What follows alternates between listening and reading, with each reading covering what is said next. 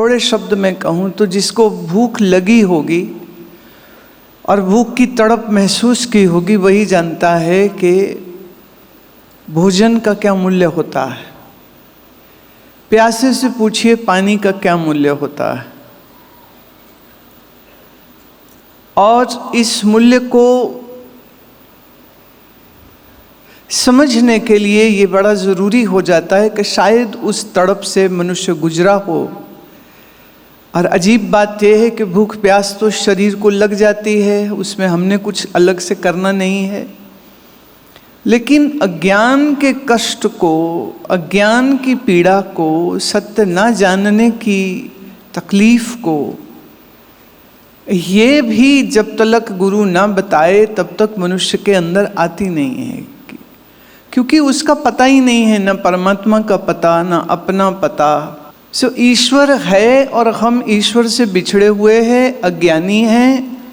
उस अज्ञान के कारण से जीवन में दुख है, संताप है, शोक है, कष्ट है, और बार बार जन्म और बार बार मरण हो रहा है, बार बार संसार के इस आडंबर में फंस जाता है। तो इतना बताने के लिए भी गुरु की जरूरत होती है। जब गुरु जीवन में होगा नहीं तो ये सब पता नहीं चलता है। तो कबीर साहब और दूसरे सब संतों ने ये कहा कि जब तक गुरु आप जीवन में ना आते तब तक परमात्मा है ये भी पता न चलता। आप आए हो तो पता चल रहा है, आप आए हो तो मन में ये प्रश्न उठ रहे हैं कि हम कब, किस क्षण, किस घड़ी, किस मुहूर्त, किस पल हम ईश्वर से अलग हो गए, हम परमात्मा से अलग हो गए, और क्यों हो गए। गुरु के संग संग जब साधक यात्रा करता है, जब जिंदगी को जीना शुरू करता है, तो प्रारंभ में उसकी मूढ़ता, उसकी मूर्खता, उसका आलस्य, उसकी कम अक्ली फिर आड़े आ जाती है। प्रसिद्ध कथा है कि एक बार किसी ने कहा कि चलो हम केदारनाथ दर्शन करने जा रहे हैं। महाराष्ट्र में एक महात्मा के पास बैठे हुए कुछ लोग आपस में चर्चा कर रहे हैं कि हम लोग केदारनाथ जा रहे हैं। तो जो गुरु की सेवा में था वो उसको कहते चलो तुम भी चलो साथ में, बड़ा दुर्लभ और बड़ी कठिन यात्रा है पर बड़ा आनंद आएगा। उस व्यक्ति ने कहा कि आपको आपकी यात्रा बहुत मंगलमयी हो, बहुत शुभ हो, आप जाइए, मुझे जाने की आवश्यकता नहीं है। क्यों? तुमको क्यों नहीं जाना? ले वो इसलिए नहीं जाना कि जिस महादेव की आराधना करने के बाद महादेव के आशीर्वाद और कृपा से मुझे मेरा सद्गुरु मिला है, अब उस सद्गुरु को छोड़ करके फिर शिव के पास जाके क्या करूं मैं तो उसकी साधना आराधना करता रहा कि इस मानव जीवन का कल्याण कैसे होगा, भगवान मेरे ऊपर कृपा करिए। और फिर उसकी कृपा हो गई, उस आशुतोष की कृपा मुझ पर हो गई और मेरे जीवन में गुरु आए। न केवल गुरु आए, मैं गुरु की सेवा में हूँ, मैं गुरु के समक्ष हूँ, उसकी छत्र छाया में हूँ। अब इनको छोड़ करके मैं जा कर के शिव से क्या कहूँगा कि मुझको क्या दे दे।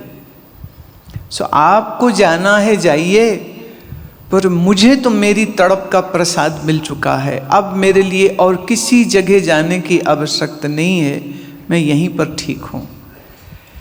जन्म मरण की फांस को तोड़ने का, समझने का, अध्यास से मुक्ति पाने का, आत्मबोध करने का, आत्मा ही ब्रह्म है इस निश्चय को पाने का माध्यम श्रोत्रिय ब्रह्मनिष्ठ गुरु है। और गुरु बैठा है और चेला दुनिया में भागा फिर रहा है। चेला आलस्य, क्रोध और कामना की अग्नि में जलता फिर रहा है। तो गुरु को मिलना सिर्फ उसके शरीर को देखना नहीं होता है। अगर उतना ही होता तो फिर मच्छर, कीड़े, जीव जंतु सब गुरु को देख सकते हैं, लेकिन उनके लिए ना गुरु कुछ कर सकता है, ना संभव भी है कुछ करना। तो ये तो मनुष्य शरीर हो, मनुष्य जन्म हो तभी संभव है। और मनुष्य शरीर और मनुष्य जन्म हो और फिर गुरु का संग न करे, आदेश का पालन न करे, साधना न करे, तो फिर दूसरे जीव जंतुओं में और उसमें क्या फर्क रह जाता है। हीरा पा लेना बड़ी बात नहीं है, हीरे की कदर करना उससे बड़ी बात होती है, उसे संभालना और ज्यादा बड़ी बात होती है। इसी तरह से गुरु को पा लेना बहुत कठिन है, लेकिन फिर समझो कहीं ईश्वर कृपा से गुरु मिल गए और फिर उसके बाद फिर दुनिया की दौड़ लगा रहा है, प्रायोरिटी फिर संसार की है, प्रायोरिटी फिर धन, वैभव, शक्ति, प्रसिद्धि, ताकत, राजनीति की है। तो ऐसे व्यक्ति की बुद्धि पर तो तरस ही खाया जा सकता है। तो जैसे भोजन की कीमत भूखा जानता है, दवाई की कीमत रोगी जानता है, माँ की गोद का सुख क्या होता है ये छोटा अबोध बच्चा जानता है। और कभी तुमने देखा हो उस बच्चे को जो अपनी माँ से अलग नहीं होना चाह रहा है, तो उसको खिलौना दो, मिठाई दो, गुब्बारा दो, वो नहीं, कुछ नहीं चाहिए, बस वो सिर्फ माँ की गोद में जाकर के संतुष्ट हो जाता है। सो माँ की छत्र छाया में, माँ की गोदी में रहने का सुख क्या है उस बच्चे से पूछिए। और प्यास की पीड़ा क्या होती है उस प्यासे से पूछिए। इसी तरह से अज्ञान की पीड़ा क्या होती है इसका पता अपने आप से नहीं चलता है। ये भी फिर किसी महात्मा की कृपा हो, संत की कृपा हो, सत्संग श्रवण करे, वाणी श्रवण करे, तब पता चलता है कि क्यों जरूरी है। सदगुरु का मिलना बड़ी बात नहीं, हालांकि बड़ी बात है, पर मिलने के बाद उस अवसर का ठीक ठीक उपयोग, प्रयोग कर लेना और गुरु के आदेश के अनुसार अपने जीवन को जीने के लिए हर दिन, हर पल, हर क्षण बहुत सावधान होकर के जिंदगी को जीना, ये इतना ही आवश्यक है जैसे जीने के लिए हवा चाहिए। ज्ञान चिंतन, ध्यान, मन का ठहराव और सबसे बड़ी बात अविद्या, अस्मिता, राग, द्वेष, अभिनिवेश, इन पंच क्लेशों से मुक्ति पाना और भी ज़्यादा आवश्यक होता है और भी ज़्यादा जरूरी है। क्योंकि जब तक ये क्लेश रहेंगे, सुना हुआ ज्ञान तुम्हारे अंदर टिकेगा नहीं, वो खत्म हो जाएगा। सो ज्ञान श्रवण करने की जो योग्यता है वो उसी के अंदर है जिसमें ये 5 क्लेश नहीं होते हैं, जिनका वर्णन पतंजलि योग सूत्र में आता है। सो अपने क्लेशों की निवृत्ति करने के लिए प्रयासरत रहना, रोज के रोज अपने जिंदगी का हिसाब करना कि क्या मैं वो कर रहा हूँ जो मुझे करना चाहिए, या बेहोशी में, तमस में, आलस्य में फिर जीवन को व्यर्थ करने के लिए। बहुत से जन्म तो व्यर्थ हो चुके, फिर एक जन्म और व्यर्थ होगा क्या। सो गुरु का महत्व, गुरु की आवश्यकता, गुरु के उपस्थिति से मनुष्य के जीवन में जो कल्याण आता है, जो क्रांति आती है, उस सब चीज के लिए साल में कहो ये एक दिन गुरु पूर्णिमा का ऐसा आता है जहाँ शिष्य अपना अहोभाव प्रकट करता है। कुछ मिला हो, कुछ पाया हो, कुछ प्राप्ति की हो, तो फिर तो गुरु पूर्णिमा मनाना सार्थक हो जाता है। पर मान लो वो नहीं किया जो करना चाहिए था, तो Guru Purnima is a good reminder कि जिंदगी किस ओर जा रही है प्यारे, किस ओर। हम अपने मन में परमेश्वर के ज्ञान बोध के लिए अपने आप को उत्सुक भी रखें, श्रम भी करें, साधन भी करें, पर सब करते हुए पर इसी का अभिमान बना के ना बैठ जाएं कि हम कितना करते हैं।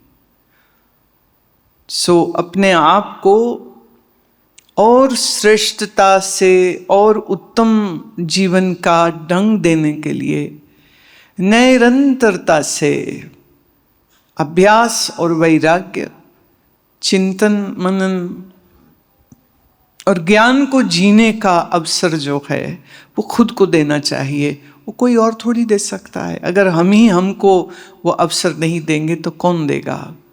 कोई दूसरा नहीं दे सकता है। फिर कह दूं, जब जब कोई भी मनुष्य गुरु की सन्निधि में जाता है तो ये समझिए उसके पूर्व पुण्य कर्मों का फल होता है। ये उस पुण्य की पुंज के जागृत होने पर ऐसा संभव होता है। लेकिन अपनी बेवकूफ़ी से, आलस से, तमोगुण से उस अवसर को वो फिर से गंवा भी सकता है।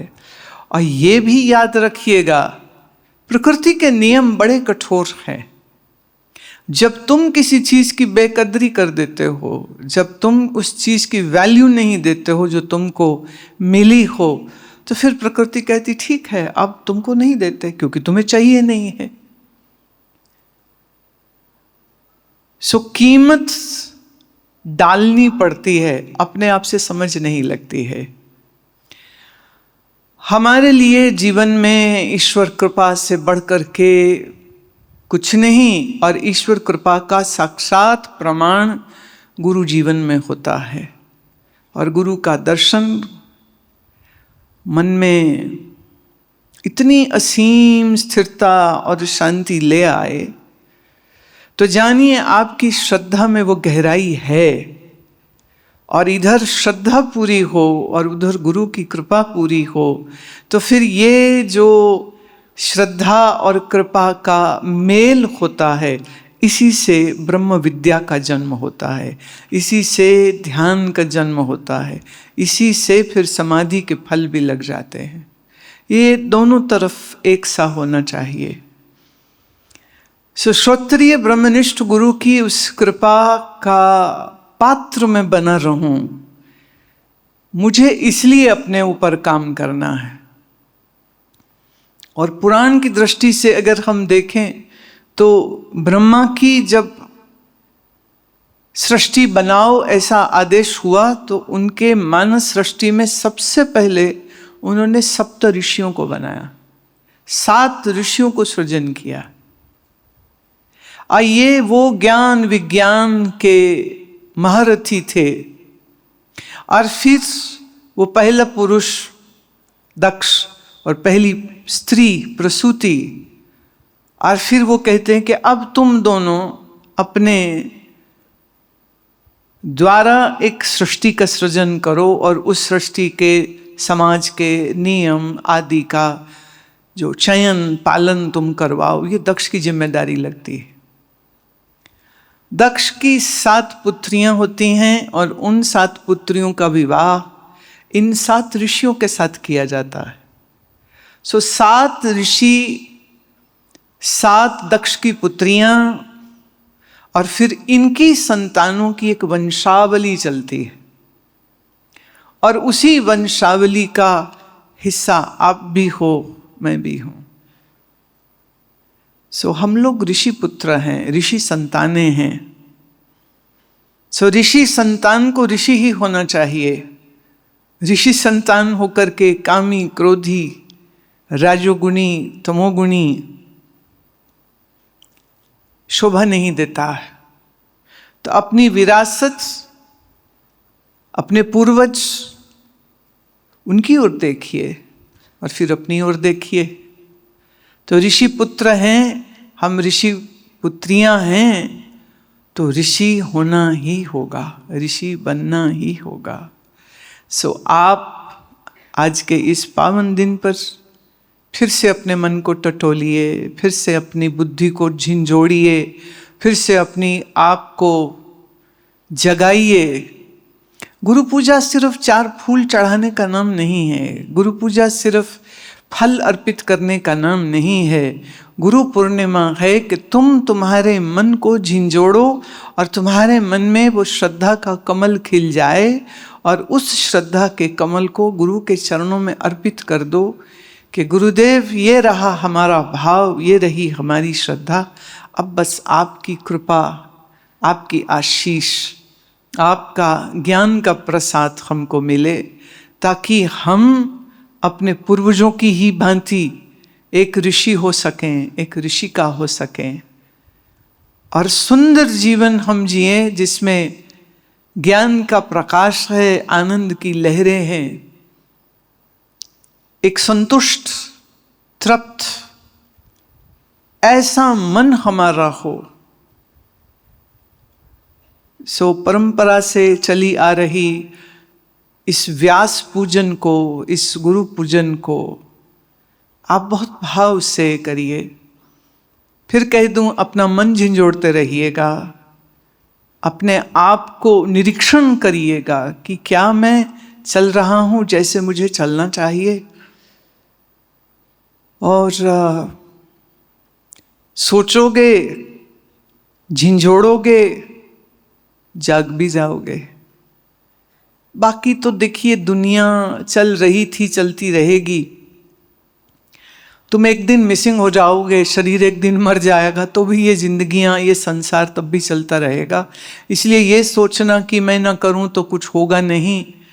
सिर्फ एक चीज है, जो तुम ना करो तो कुछ ना होगा, और वो है तुम्हारी साधना। अगर तुम वो नहीं करते हो तो तुम्हारे बिहाफ पे, तुम्हारी जगह पे कोई और नहीं कर लेगा, कोई और कर नहीं सकेगा, कोई और कर नहीं सकता है। ये स्वयं ही करनी होती।